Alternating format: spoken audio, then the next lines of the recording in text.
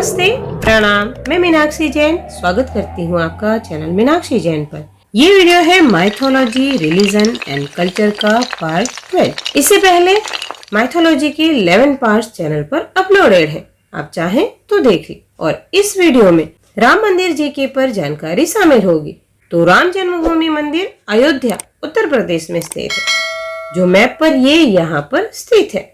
अयोध्या का प्राचीन नाम साकेत है और सरयू नदी के किनारे बसा है, जो प्राचीन कौशल राज्य की राजधानी थी। और ये जानकारी मैं पहले माइथोलॉजी के वीडियो में बता भी चुकी हूँ। अयोध्या उत्तर प्रदेश के अयोध्या जिला व अयोध्या मंडल का प्रशासनिक मुख्यालय है। ये अयोध्या में जैन धर्म के वर्तमान चौबीसी यानी वर्तमान काल के 24 तीर्थंकर। जैन धर्म के अनुसार हर काल में 24 तीर्थंकर होते हैं। इन 24 तीर्थंकरों में से 5 तीर्थंकरों की जन्मभूमि है अयोध्या। और अयोध्या में जन्मे 5 तीर्थंकर हैं। पहले तीर्थंकर ऋषभदेव या आदिनाथ। इनका जन्म युग के आदि यानी शुरुआत में हुआ, इसीलिए आदिनाथ कहा जाता है। तो पहले तीर्थंकर ऋषभदेव या आदिनाथ, दूसरे अजितनाथ, चौथे अभिनंदननाथ, पांचवें सुमतिनाथ और 14वें तीर्थंकर अनंतनाथ का जन्म अयोध्या में हुआ है। अब फर्स्ट क्वेश्चन, 2018 से पहले उत्तर प्रदेश के जिले अयोध्या को किस नाम से जाना जाता था? तो 2018 से पहले अयोध्या जिले का नाम फैजाबाद था। तो राइट आंसर हो गया फैजाबाद। यूपी के मुख्यमंत्री योगी आदित्यनाथ की सरकार ने 2018 में फैजाबाद जिले का नाम बदलकर अयोध्या कर दिया और फैजाबाद डिवीजन का नाम अयोध्या डिवीजन कर दिया। ये फैजाबाद शहर भी सरयू नदी के दक्षिणी तट पर बसा है और ये अयोध्या से 6.5 किलोमीटर दूर होगा। और ये दोनों शहर अयोध्या और फैजाबाद जुड़वा शहर हैं, ट्विन सिटीज। और 2021 में रेलवे स्टेशन फैजाबाद जंक्शन का नाम बदलकर अयोध्या कैंट, अयोध्या छावनी कर दिया गया। और अयोध्या में 2 रेलवे जंक्शन स्टेशन हैं, अयोध्या कैंट व दूसरा अयोध्या धाम। अयोध्या और फैजाबाद जुड़वा शहर के एयरपोर्ट का नाम है महर्षि वाल्मीकि अंतर्राष्ट्रीय हवाई अड्डा। ये महर्षि वाल्मीकि ही मूल रामायण, जो संस्कृत भाषा में सबसे पहले लिखी गई थी, उसके रचयिता थे, जिसका उद्घाटन 30 दिसंबर 2023 को प्रधानमंत्री नरेंद्र मोदी द्वारा किया गया। नेक्स्ट क्वेश्चन, सर्वप्रथम राम मंदिर का शिलान्यास विवादित भूमि से सटी जमीन पर कब किया गया था? तो 9 नवंबर 1989 को सर्वप्रथम राम मंदिर की नींव रखी गई थी। और तब प्रधानमंत्री कौन थे? तो राजीव गांधी। अगला प्रश्न, 1990 में लाल कृष्ण आडवाणी के नेतृत्व में राम रथ यात्रा कहां से शुरू की गई थी? तो इन 1990 राम रथ यात्रा started under the leadership of Lal Krishna Advani from Somnath, Gujarat के सोमनाथ से। तो राइट आंसर सोमनाथ। ये रथ यात्रा का मार्ग आप मैप पर देख सकते हैं, जो गुजरात के सोमनाथ से शुरू होकर अयोध्या में समाप्त होनी थी। लाल कृष्ण आडवाणी को बिहार सरकार द्वारा गिरफ्तार किया गया था, पर कार सेवक या कार्यकर्ता आगे बढ़ते रहे। यूपी में आने वाले काफी कार सेवकों और कार्यकर्ताओं को उत्तर प्रदेश सरकार द्वारा गिरफ्तार किया गया। फिर भी बड़ी संख्या में कार सेवक या कार्यकर्ता अयोध्या पहुंचे थे। तब रथ यात्रा के समय भारत के प्रधानमंत्री थे वीपी सिंह, विश्वनाथ प्रताप सिंह, और बिहार के मुख्यमंत्री थे लालू यादव, और यूपी उत्तर प्रदेश के सीएम थे मुलायम सिंह यादव। और लाल कृष्ण आडवाणी जी की आत्मकथा ऑटोबायोग्राफी का नाम है माय कंट्री माय लाइफ। इनका जन्म कराची में हुआ, जो वर्तमान पाकिस्तान के सिंध प्रांत में स्थित है। इनकी पत्नी का नाम कमला आडवाणी था और political party BJP, Bharatiya Janata party के सह संस्थापकों में से एक थे और इस पार्टी के दूसरे अध्यक्ष भी रहे हैं। पहले अटल बिहारी वाजपेयी थे। इन्होंने भारत के उप प्रधानमंत्री, गृह मंत्री व विपक्ष के नेता आदि कई अहम पदों पर सेवाएं दी हैं। 2024 में लाल कृष्ण आडवाणी जी को भारत का शीर्ष नागरिक सम्मान भारत रत्न प्रदान किया गया। 2024 में कुल 5 व्यक्तियों को भारत रत्न प्रदान किया गया, जिनमें अन्य 4 को मरणोपरांत सम्मानित किया गया है। एक कर्पूरी ठाकुर, जो बिहार के पूर्व सीएम थे, दूसरे MS स्वामीनाथन, जो भारत में हरित क्रांति के जनक थे, व 2 भारत के पूर्व प्रधानमंत्री, एक PV नरसिम्हा राव और दूसरे चौधरी चरण सिंह। PV नरसिम्हा राव पामुलपर्ती वेंकट नरसिम्हा राव, जो दक्षिण भारत से प्रधानमंत्री बनने वाले पहले व्यक्ति थे। ये 1991 से 96 तक भारत के 9वें प्रधानमंत्री रहे और प्रधानमंत्री बनने से पहले आंध्र प्रदेश के मुख्यमंत्री रहे। वह इन्होंने भारत के प्रधानमंत्री के अलावा विदेश मंत्री, गृह मंत्री व रक्षा मंत्री जैसे महत्वपूर्ण पदों पर अपनी सेवाएं दी हैं। और भारत के 5वें प्रधानमंत्री चौधरी चरण सिंह प्रधानमंत्री बनने से पहले भारत के उप प्रधानमंत्री व वित्त मंत्री व उत्तर प्रदेश राज्य के मुख्यमंत्री रह चुके थे। इनके जीवन पर शॉर्ट डॉक्यूमेंट्री फिल्म का नाम किसान क्रांति के प्रणेता चौधरी चरण सिंह। इनकी समाधि स्थल का नाम भी किसान घाट ही है। और 1967 में इन्होंने कांग्रेस छोड़कर भारतीय क्रांति दल पार्टी का गठन किया था। नेक्स्ट, अयोध्या की विवादित भूमि से कौन सी ऐतिहासिक घटना जुड़ी है? तो 6 दिसंबर 1992 को बाबरी मस्जिद विध्वंस की घटना घटी है। यहाँ पर 6 दिसंबर 1992 में बाबरी मस्जिद विध्वंस के समय भारत के प्रधानमंत्री कौन थे? तो पीवी नरसिम्हा राव। और तब भारत के राष्ट्रपति कौन थे? तो डॉक्टर शंकर दयाल शर्मा।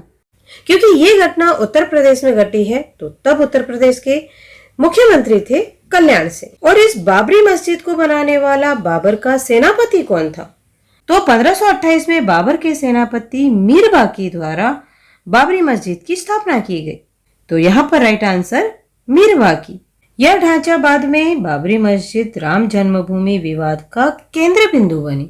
नेक्स्ट, बाबरी मस्जिद विध्वंस की घटना के लिए सरकार द्वारा गठित जांच आयोग का नाम क्या था? तो 1992 में मनमोहन सिंह लिब्राहन के नेतृत्व में Liberhan Ayodhya commission of inquiry का गठन भारत सरकार द्वारा किया गया था। तो राइट आंसर लिब्राहन आयोग। और इस आयोग ने 2009 में अपनी रिपोर्ट प्रधानमंत्री मनमोहन सिंह को सौंपी थी। तो ये अयोध्या विवाद कितने एकड़ जमीन पर चल रहा था? तो ये अयोध्या डिस्प्यूट 2.77 एकड़ जमीन पर था। 2.77 एकड़। 1 एकड़ में लगभग 43,560 स्क्वायर फीट होता है और लगभग 4,047 स्क्वायर मीटर होता है। 2010 में इलाहाबाद हाई कोर्ट ने अयोध्या विवादित जमीन को 3 बराबर भागों में विभाजित करने का फैसला सुनाया था। 1/3 रामलला विराजमान वाला हिस्सा हिंदू महासभा को और दूसरा 1/3 निर्मोही अखाड़ा को और तीसरा 1/3 पार्ट सुन्नी सेंट्रल वक्फ बोर्ड को।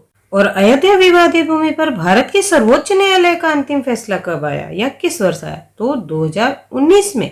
तो 9 नवंबर 2019 को सुप्रीम कोर्ट ने हिंदू मंदिर बनाने के लिए एक ट्रस्ट को जमीन सौंपने का आदेश दिया और मस्जिद बनाने के लिए किसी अन्य स्थान पर 5 एकड़ जमीन सौंपने का भी आदेश दिया।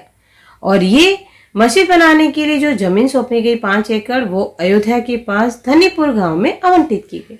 नेक्स्ट, 9 नवंबर 2019 को अयोध्या राम मंदिर का अंतिम फैसला सुनाने वाले सुप्रीम कोर्ट के 5 जजों की बेंच की अध्यक्षता कौन कर रहा था?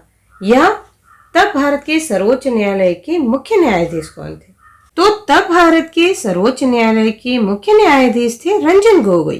तो राइट आंसर हो गया रंजन गोगोई। ये 2018 और 19 के बीच सुप्रीम कोर्ट भारत के सर्वोच्च न्यायालय के 46वें CJI मुख्य न्यायाधीश रहे।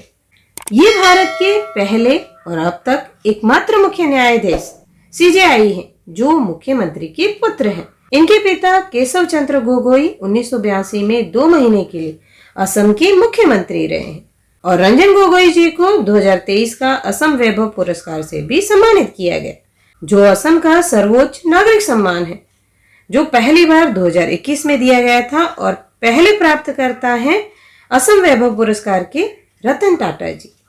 रंजन जी का जन्म असम के डिब्रूगढ़ में ही हुआ है 1954 में और वर्तमान में 2020 से राज्यसभा सदस्य मनोनीत किए गए हैं। और इनकी आत्मकथा का नाम है जस्टिस फॉर द जज, जो 2021 में प्रकाशित हुई, जस्टिस फॉर द जज।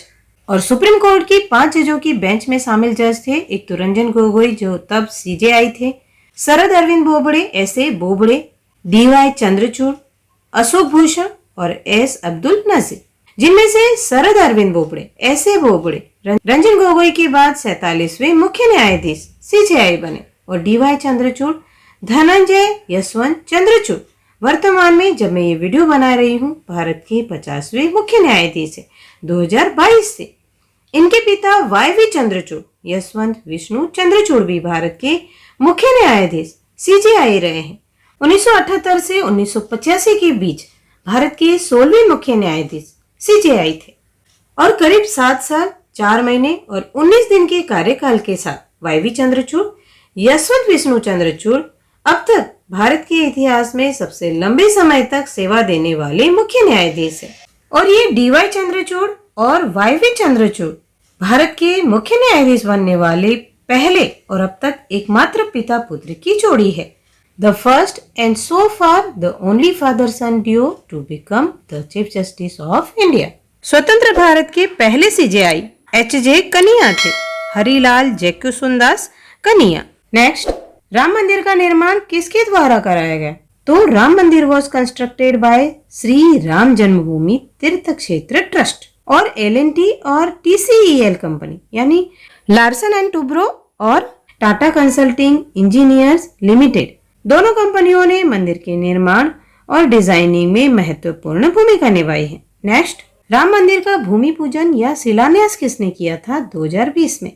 तो हमारे प्रधानमंत्री नरेंद्र मोदी जी द्वारा 5 अगस्त 2020 को मंदिर का शिलान्यास किया गया था। नेक्स्ट, राम मंदिर का निर्माण किस स्थापत्य शैली में किया गया है? तो राम मंदिर वॉज कंस्ट्रक्टेड इन इंडियन नागर आर्किटेक्चरल स्टाइल। तो राइट आंसर नागर शैली। और इस राम मंदिर में 5 मंडप हैं: गुरु मंडप, नृत्य मंडप, रंग मंडप, प्रार्थना मंडप और कीर्तन मंडप। और ये मंदिर 3 मंजिला है। प्रत्येक मंजिल की हाइट 20 फीट और मंदिर में 392 पिलर स्तंभ है और गेट 44 और मंदिर में प्रवेश 32 सीढ़ियां चढ़कर सिंह द्वार से होगा। वहीं मंदिर की ऊंचाई 161 फीट, लंबाई 380 फीट और चौड़ाई 250 फीट है। और मंदिर के चारों कोनों में सूर्यदेव, माँ भगवती, गणपति और भगवान शिव के मंदिर हैं। अभी हाल ही में प्रधानमंत्री नरेंद्र मोदी जी ने 14 फरवरी 2024 को UAE यानी यूनाइटेड अरब एमिरेट्स संयुक्त अरब अमीरात देश में पहले हिंदू मंदिर का उद्घाटन किया, जो UAE संयुक्त अरब अमीरात की राजधानी अबू धाबी में स्थित है। ये अमीरात अरबी शब्द है जिसका मतलब क्षेत्र, राज्य या प्रांत होता है और अमीर यानी उस क्षेत्र, प्रांत या राज्य का शासक। नेक्स्ट क्वेश्चन, रामलला की नई मूर्ति में भगवान विष्णु के कितने अवतारों का वर्णन किया गया है? तो रामलला की मूर्ति को अगर ध्यान से देखें तो भगवान विष्णु के 10 अवतारों का वर्णन किया गया है।